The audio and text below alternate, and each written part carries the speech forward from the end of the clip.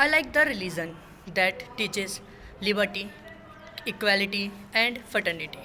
मुझे वह धर्म पसंद है जो समानता, स्वतंत्रता और बंधुत्व सिखाता है। ये शब्द महान डॉक्टर बी.आर. अम्बेडकर के हैं। वह एक ऐसे व्यक्ति थे जिन्होंने अपने नॉलेज से, अपने परिश्रम से अपना नाम जो है एक स्वर्ण जो कहते हैं ना शब्दों में उन्होंने लिखवाया। स्वागत है आप सभी का ज्ञान सागर केंद्र में। मैं आज जो है आप सबके सामने एक ऐसे व्यक्ति के बारे में जो है बात करने जा रहा हूँ जो एक महान थे, जिन्होंने अपने कार्यों से, अपने हुनर से जो है उन्होंने बहुत कुछ किया और वो हमारे दिलों में इस तरीके से समाये हैं कि जो है हर कोई उनसे प्रेरणा लेता है। ये बच्चों मेरी सीरीज़ होगी, ये ऐसे ही सेम वीडियोस में कई सारे ऐसे व्यक्ति जो महान हैं, जो उनका व्यक्तित्व बहुत अच्छा है, उनके बारे में मैं ऐसे वीडियो लेकर आया करूँगा, जिसमें सिर्फ 10 मिनटों में जो है 10 मिनट्स में जो है उनसे रिलेटेड जो इम्पोर्टेंट्स पॉइंट्स होते हैं, उनसे रिलेटेड जो इम्पोर्टेंट्स बातें होती हैं, जो एक भारत का नागरिक उसको हर कुछ पता होना चाहिए। अगर मैं भारत में रह रहा हूँ तो ऐसे महान व्यक्तित्व के बारे में मेरे को जानकारी होना ज़रूरी है। तो इसीलिए जो है मैं आज आपके सामने जो है लेकर आया हूँ। हमारा जो पुराना टॉपिक है वो भी वीडियोस कंटिन्यू रहेंगे, लेकिन ये जो हमारा सेकंड जो सीरीज़ है ये भी इस चैनल पे इसी तरीके से कंटिन्यू होंगे। इसमें जो है मैं 10-10 मिनट में ही, ज़्यादा लंबी वीडियो नहीं लूँगा, लेकिन 10 मिनट में उन किसी भी ऐसे महान व्यक्ति के बारे में, उनसे जुड़े जो कुछ तथ्य हैं उनको मैं आपके सामने प्रेजेंट करूँगा। ठीक है बच्चों, तो आइए हम शुरुआत करते हैं डॉक्टर बी.आर. अम्बेडकर के बारे में। जैसा आप सब देख सकते हैं कि Dr. B.R. Ambedkar. Dr. B.R. Ambedkar. Dr. B.R. Ambedkar was born on 14th April 1891 in Mhow. Mhow में जो है उनका जन्म हुआ था, ठीक है, 14 अप्रैल को। जैसे, और ये वीडियो मैं इसलिए भी बना रहा हूँ क्योंकि देखो आज हमारा जो है 16 अप्रैल है, कल 15 था, 14 था, मैं 14 में बना देता ये वीडियो, लेकिन उस समय नहीं बनाया, इसलिए मैं आज ये जो है आपको वीडियो यहाँ पर बता रहा हूँ। ठीक है, ज़्यादा कुछ नहीं होगा, नॉलेज है। देखिए, डॉक्टर बी.आर. अम्बेडकर का जन्म 14 अप्रैल 1891 में महू में हुआ था, मध्य प्रदेश में। और आप सबको जानकर हैरानी होगी कि डॉक्टर बी.आर. अम्बेडकर का जो नाम है वो स्टार्टिंग में डॉक्टर बी.आर. अम्बेडकर नहीं था, वो रामजी सकपाल के नाम से जाने जाते थे। किस नाम से जाने जाते थे? रामजी सकपाल के नाम से वो जाने जाते थे। ही cleared matriculation from the Elphinstone high school इन 1908। तो आप देख सकते हो कि 1908 में उन्होंने अपना मैट्रिकुलेशन जो है, उन्होंने मैट्रिक जो है वो पास करी थी। फिर study economics from the Columbia University New York से उन्होंने जो है इकोनॉमिक्स, अर्थशास्त्र के जो है वहाँ उनका अध्ययन किया। फिर उन्होंने क्या किया था, उसी समय ग्रेजुएशन, ही graduated in economics and political science from Bombay university in 1912। उन्होंने क्या किया था, 1912 में जो है पॉलिटिकल साइंस एंड बॉम्बे जो और इकोनॉमिक्स में जो उन्होंने ग्रेजुएशन हासिल करी थी, और 1927 में लंदन से उन्होंने जो है इकोनॉमिक्स की पीएचडी भी की थी। उन्होंने 1912 में जब ये पीएचडी की, फिर अर्थशास्त्र का, राजनीतिक विज्ञान के क्षेत्र में उन्होंने जो स्नातक लिया। 1927 में वो लंदन के अर्थशास्त्र के पीएचडी जो है उन्होंने हासिल की, और इसी हासिल करने के बाद इकोनॉमिक्स में उनको डॉक्टरेट, जिसमें डॉक्टर लगता है, वो डॉक्टर है नहीं, आपको पता होगा कि डॉक्टरेट की डिग्री जो होती है इकोनॉमिक्स में जो है उन्होंने यूनिवर्सिटी ऑफ कोलंबिया से 8 जून 1927 में वो हासिल की, और उनको डॉक्टरेट की उपाधि यहाँ पर मिली। 8 जून जो है, देखो इसका हिंदी में भी सेम है, 8 जून 1927 को कोलंबिया विश्वविद्यालय द्वारा अर्थशास्त्र में डॉक्टरेट की उपाधि से सम्मानित किए गए। फिर लॉन्च द न्यूज़पेपर्स। देखो ये चीज़ें, देखो इंपॉर्टेंट्स है चीज़ों में, को आप इतना तो पता होगा ना कि हाँ भाई डॉक्टर बी.आर. अम्बेडकर का जन्म देखिए 14 अप्रैल 1891 में महू में मध्य प्रदेश में हुआ था। बचपन का नाम रामजी सकपाल है। फिर उसके बाद बोलोगे आपकी मैट्रिक्स उन्होंने 1908 में पास की। फिर न्यूयॉर्क यूनिवर्सिटी से वो इकोनॉमिक्स के लिए स्टडी के लिए गए, और जो है वो उन्होंने ग्रेजुएशन हासिल करी थी इकोनॉमिक्स पॉलिटिकल साइंस में बॉम्बे यूनिवर्सिटी में 1912 में, और लंदन से जो है उन्होंने 1927 में इकोनॉमिक्स का जो है पीएचडी किया था।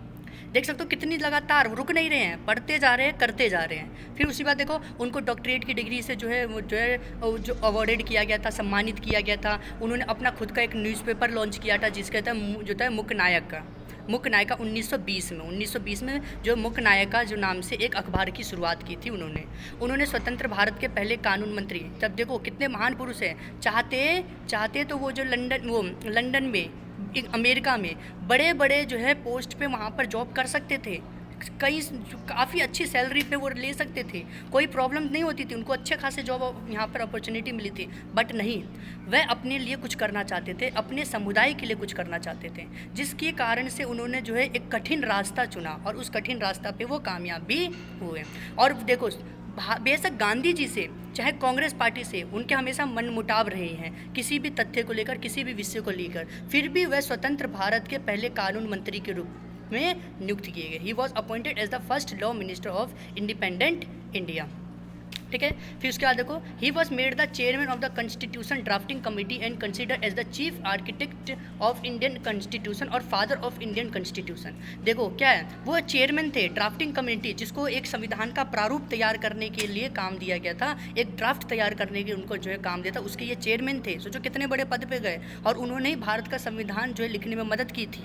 और हम इसीलिए उनको जो है एक तरीके से उन जो है संविधान का जो आर्किटेक्ट मसौदा तैयार करने का जो श्रेय है उनको ही दिया जाता है, और यहाँ तक कि उनको फादर ऑफ इंडियन कॉन्स्टिट्यूशन भी कहा जाता है। कितना उन्होंने अचीव किया, उन्होंने किस चीज़ से, अपने नॉलेज से, अपने ज्ञान से। इसी वजह से तो क्या उन्होंने संविधानिक, देखो यहाँ पे वही देखो, उन्हें संवैधानिक प्रारूप समिति का अध्यक्ष बनाया गया। उन्हें भारतीय संविधान का प्रमुख जो है वास्तुकार या भारतीय संविधान का जनक माना जाता है।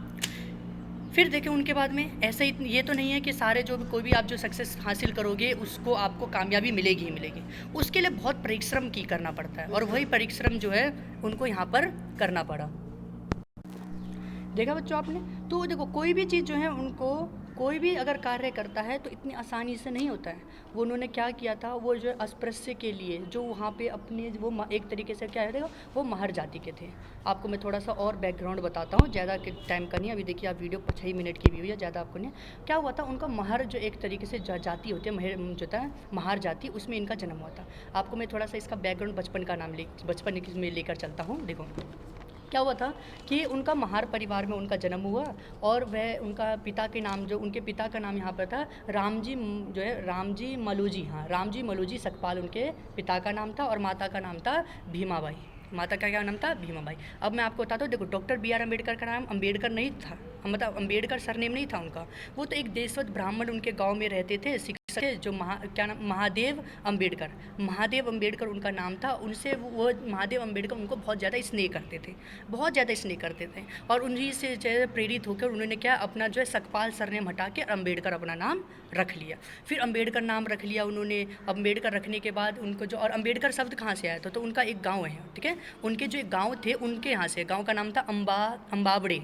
क्या नाम था, अम्बावड़े, और अम्बावड़े से ही अम्बेडकर बना था। ठीक है, इस तरीके से उनका जो है नाम ये पड़ा था। उनको जो है शुरू से उनको बैठने नहीं दिया जाता, सही से पढ़ाई नहीं करने दी जाती थी, वो पढ़ नहीं पाते। अगर एक क्रिश्चियनिटी जो एक समुदाय था उनको जो है उनके पढ़ाई का खर्चा नहीं उठाता। फिर उसके बाद वहीं पे जो है उनके राजा थे, उन्होंने जो उनसे पढ़ाई करवाई, और उनको जो है बाहर विदेश, लंदन, अमेरिका, लंदन, इधर इधर उन्होंने जो है यहाँ पर पढ़ाई के लिए भेजा था। तो वो नहीं कर पाते। अगर हाँ देखो, पीछे गुरुओं का सपोर्ट होना बहुत ज़रूरी है, आपने देखा। तो यहाँ पे भी उनको सपोर्ट मिला, वो बहुत अच्छे, वो भाइयों में 14 भाई थे, लेकिन इतनी गरीबी के कारण से 14वें बेटे थे वो, और उनके बाद जो है उनके कहीं 5 बच पाए थे। कई सारी समस्या आई थी, महामारी, भुखमरी, तो जिससे ये 5 ही बच पाए थे। ठीक है, और इन्होंने जो है शिक्षा में भी बहुत उन्नति थी, इन्होंने खूब मेहनत करी, हर जगह वहाँ पे उन्होंने जो है मुसीबतें झेली, और झेलने के बाद फिर वो इस तरीके से यहाँ पर आए। ठीक है, तो ये सब उनको चला। उन्होंने कहीं अस्पृश्य था कि उनको रहने के लिए घर नहीं मिलता था, जाने के लिए, पानी के लिए, पीने के लिए पानी उनके दफ्तर में नहीं होता था। आप सोचो, यहाँ पे इतनी मुसीबतें झेलनी थी, तभी उन्होंने ये सोचा था, ठीक है, कि अगर वो अपनी जॉब वहाँ, मतलब जॉब कहीं या फिर अपनी अपॉर्चुनिटी वहाँ पे छोड़कर उन्होंने अपने लोगों के लिए ही यहाँ पर जो है लड़ाई लड़ने शुरू करी। फिर लड़ाई लड़ते रहे, करते रहे, लेकिन जब भी उनको अंत में उन्होंने यहाँ पर संविधान लिखा, संविधान में जो कई सारे जो अपने समुदाय के लिए उन्होंने कई व्यवस्थाएँ जो है उसमें सम्मिलित की, उनके भेदभाव को दूर करने के लिए कई सारे कार्य किए। और फिर जब भी इनको जो लगा कि नहीं, अब नहीं हो पाएगा चीज़ें, तो ये fed up with the practice of untouchability and untouchability policy of हिंदुज़्म जो था, उसमें ही एम्ब्रेस्ड बुद्धिज्म इन 1956। उन्होंने क्या हुआ, जो अपने जो है हिंदू धर्म से या जो अस्पृश्यता की नीति है उन सब से तंग आकर 1956 में क्या हुआ, उन्होंने बौद्ध धर्म को ग्रहण कर लिया। और क्योंकि देखो बौद्ध धर्म को, वो हिंदू के खिलाफ नहीं थे, हिंदुज़्म पॉलिसी के खिलाफ थे। अगर सोचो, अगर वो हिंदुज़्म के खिलाफ होते तो बुद्ध धर्म को नहीं अपनाते, क्योंकि बुद्ध धर्म भी तो हिंदू से ही निकला है। आप देखो इतिहास, बुद्ध धर्म इंडिया से ही तो निकला है ना। ठीक है। तो यहीं पे तो उन्होंने बुद्ध धर्म को अपनाया अपने अनुयायियों के साथ। फिर उनको मधुमेह जैसी कई सारी डायबिटीज़ की बीमारियाँ चल रही थी, बीमारी चलने के कारण 6 दिसंबर 1956 को दिल्ली में उनके घर में ही उनका देहांत हो गया, ठीक है। ये चीज़ है। तो अब देखो ये चीज़ यही चीज़ है कि उनकी बर्थ एनिवर्सरी है वो हम डॉक्टर बी आर अम्बेडकर की वो अम्बेडकर जयंती के रूप में मनाते हैं 14 अप्रैल को, ठीक है, 14 अप्रैल को मनाते हैं। और जो उनकी डेथ एनिवर्सरी है उसको महापरिनिर्वाण दिवस के तौर पे मनाते हैं। उनकी जो डेथ एनिवर्सरी जो 6 दिसंबर है उसको हम क्या महापरिनिर्वाण दिवस के तौर पर मनाते हैं।